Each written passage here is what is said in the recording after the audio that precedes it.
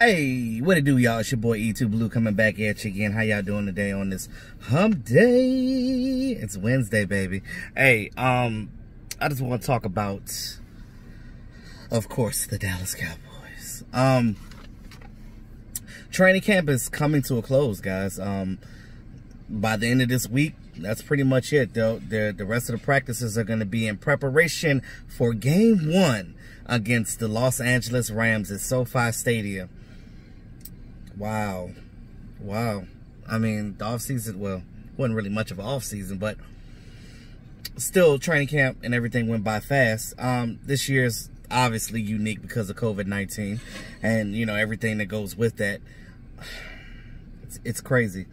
But they found a way to get around things, you know, without having preseason games. A little tougher to evaluate players when you're just in practice settings. Going forward next week, they're going to be continue to implement the game plan going forward for the Rams, because the training camp portion will be done at least by Friday. The Saturday, they have to cut down to the 53-man roster for active game day, and I guess the 2 to make it 55 practice squad players you can bring up for game day. Now, but the initial 53 that they have to cut down to by Saturday, I think it's either by 3 or 4, depending on what time zone you're in. So I'm going to say 3 p.m. Saturday. They have to have the cut down to 53 players. Now, I have the official 53-man projection. Shout out to Law Nation. Law Nation posted it on his Instagram, so I wanted to speak on it while it's fresh. And I looked at this 53-man roster that was posted.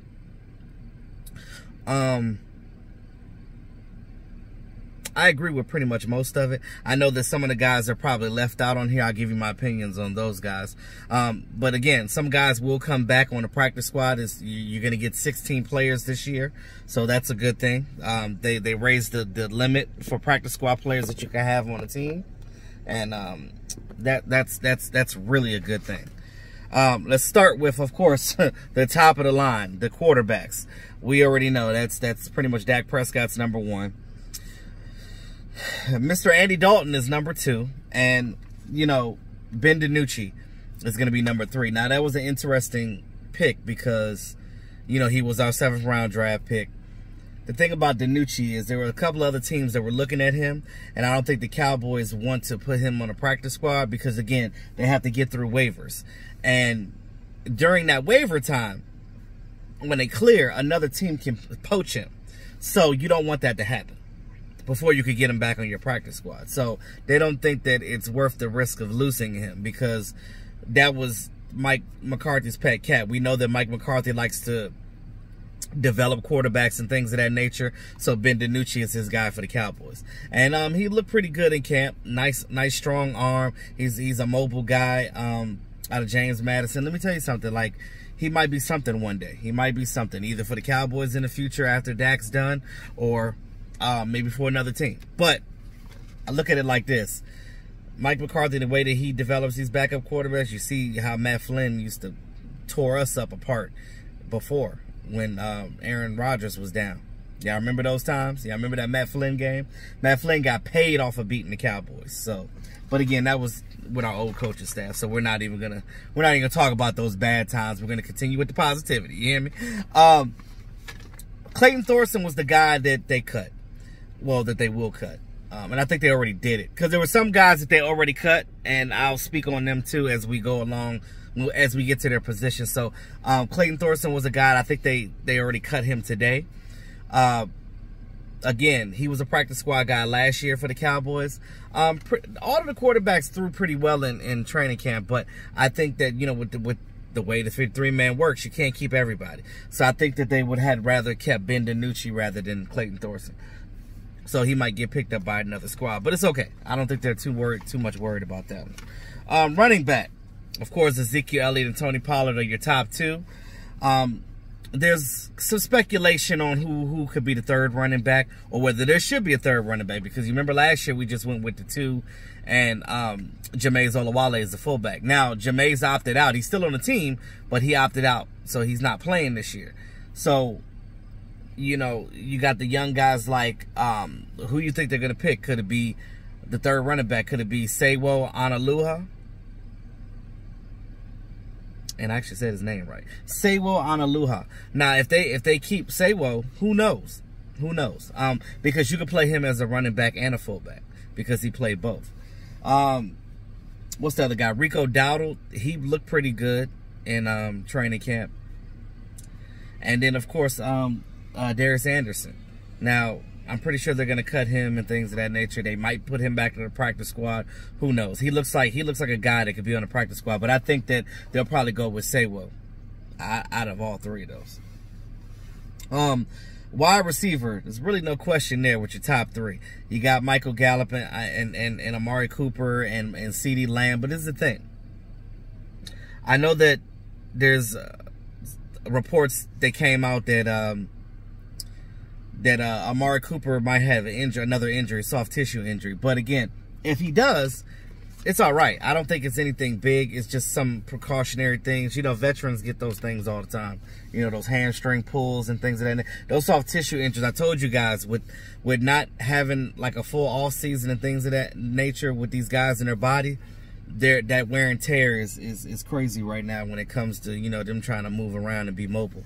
Now, those are your top three.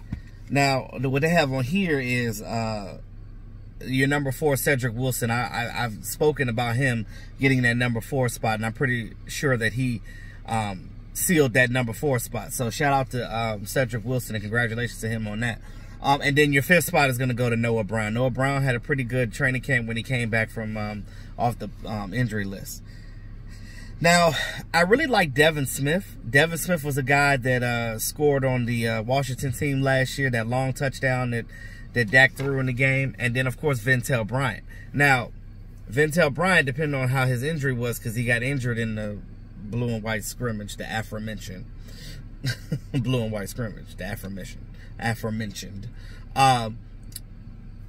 Who knows? I don't know what his injury is, but I don't know. Now, Devin Smith, I heard that they already cut him already, so Devin Smith's already gone, and that kind of sucks because I actually liked him. He's a speedster. But I think that John V. Johnson, he'll probably get put back on the practice squad. The Parker guy, they may keep him for the practice squad, or they may just let him walk. Who knows?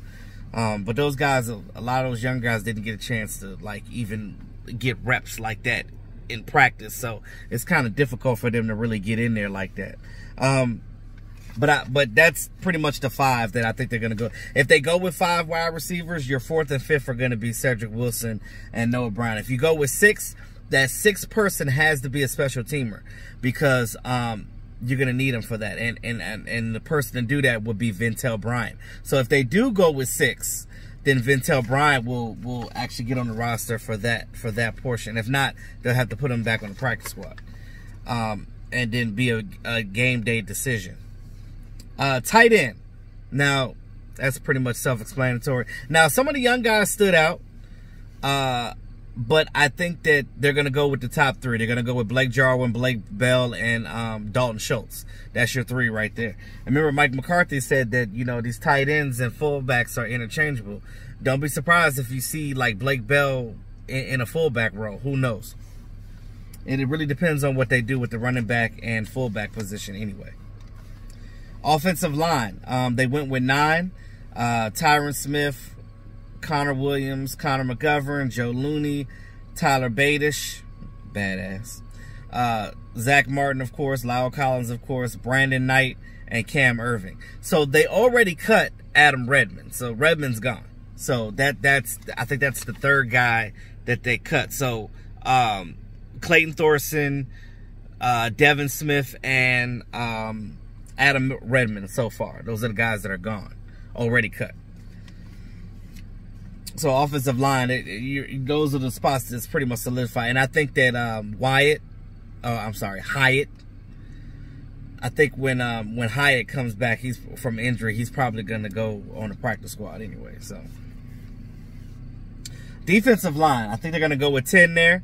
You got DeMarcus Lawrence, of course, Dontari Poe, Aldon Smith, Everson Griffin, Tyrone Crawford, Neville Gallimore, Bradley Anae, Dorrance Armstrong, Tristan Hill, and Antoine Woods. No secret to that. I mean, that's pretty much the guys that make sense. Now, just imagine if Gerald McCoy was here. They would have had to make a decision between him and Tristan Hill. And Tristan Hill probably would have been cut. So Tristan Hill actually lucked out because Gerald McCoy is here. But Tristan Hill, like I said, everybody said he was a bust. But I think that him getting the opportunity now, they said that he was doing pretty well in practice, but we'll see. I'm not going to claim any judgment on him until I actually see him in game action, because we haven't got a chance to see him. I told you guys before, Marinelli gave up on him before he left the staff, and it was kind of a messed up situation for him that he couldn't control. So, of course, he's mad, and he's got a chip on his shoulder, so he's got something to prove. The linebackers, I think they're going with 6 there. Leighton Vander Esch, Jalen Smith, Sean Lee, Joe Thomas, Justin March, without the Lillard, and the guy that you guys wanted, the rookie, Francis Bernard. Francis Bernard looks like he's going to make the spot for that 6th linebacker spot. So I think that they went short on, they went one short on the offensive line to more than likely give Francis Bernard. So we'll see when we see them actually really cut down by the weekend. We'll see how close this is, but I'm pretty sure this is actually what they're going to do. Because when you look at these numbers and these players and things of that, this is the thing that makes sense mostly. As far as the DBs go, so they went with 11. Now, you need these guys because I'm telling you, they got a lot of good corners on this team. So these guys are going to come out and compete, and they're gonna do their thing. So of course, our draft pick Trayvon Diggs, he's on there. Xavier Woods, Chidobe Awuzie, Jordan Lewis, Anthony Brown, Darryl Worley, Clinton Dix, Reggie Robinson II, C.J. Goodwin. That's my dude right there. Special teams guy, heavy hitter, gunner guy. They're definitely going to utilize him. Donovan Wilson. And of course, Darian Thompson. So there's kind of a thing where they were trying to figure out where, you know, they kept saying that Darian Thompson was superseding Clinton Dix. But we'll see what they do with the depth chart when they do cut down to 53 and see if Darian Thompson starts over or keeps his starting spot opposite side of Xavier Woods. We'll see how that goes. And of course, special teams. No-brainer. You know, Greg Zuerlein's your guy. Chris Jones is your guy. LP Ladouceur is your guy. And for those of you guys that wanted Chris Jones off to his team so bad, like, what's his name? Tom Downey. He doesn't like Chris Jones, but like I said, like I tweeted him, and I'll tell anybody that, you know, Chris Jones had a year like Greg Zuerlein had, where, you know, he had a down year. You know, when you're a kicker and you're punting the ball, like, if you have any type of soft tissue injuries in your legs, it's not a good thing. You're not going to be able to be accurate. You're not going to be able to kick, and you're not going to be able to do your thing. So with that being said, you have to be a guy that you have to be patient with these guys, because again, they're going to, when they get back to normal and that injury is done, they're good to go. And I think that Chris Jones is going to be good, and he's going to benefit from having John Fossil Bones as his special teams coordinator now, because he likes to do trickery. He likes to do different things with his special teams. Remember, Chris Jones can run, he can actually throw the ball, and he can tackle. So they're going to do some things. So you guys are going to see some different things in special teams. It's going to be a treat, guys. It's going to be a treat. So look out for that. So with that being said, as far as that 53 projection, my opinion of it, I think that's pretty accurate, and I'm pretty sure that's what they're going to go with. Me personally, like, I know that they already cut Devin Smith. I really liked him. I don't know what it was. I guess in their minds, I guess they thought that Noah Brown is better. Now, Noah Brown is a guy that high point that ball. He's an Ohio State guy. So, you know, barring injury, if he doesn't get injured, he can be good for us. This whole receiving core is going to be dynamic. I mean, this receiving core is really going to be good. So I think that in this situation, everything is going to turn out well. So let me know what you guys think of this projection of this 53-man roster that was posted online.